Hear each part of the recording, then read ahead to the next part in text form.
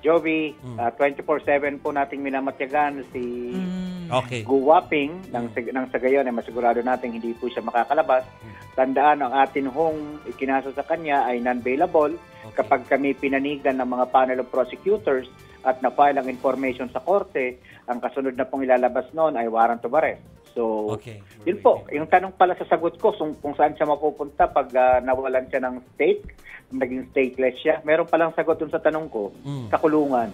Ayun. Okay, so sinasabi po ninyo, sir, of course, identity theft, mabigat na kaso yan, pero meron din po, kamusta na po yung plano ninyong pagsasampa ng kaso, yung tungkol naman doon sa kaugnayan nitong si Go Huangping doon sa Porac. Oo, sa Porac. Kasi 'di ba hindi lumalabas na hindi lang pala Bamban, pati pala Porac konektado. Yes, ma'am.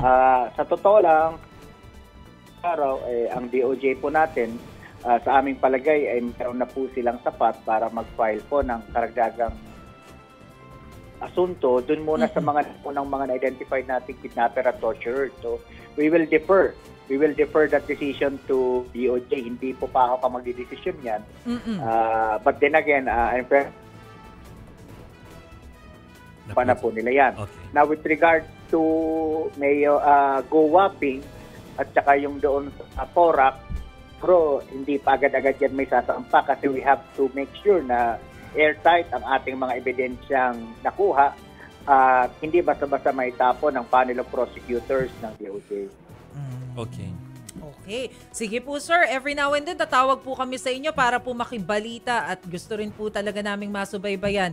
Ito pong usapin kay suspended Bamban Mayor Alice Go Huaping. Drama series na ito. Ang haba na nga, sir. Para na tayong nagte-teleserye. Telenovela na ito.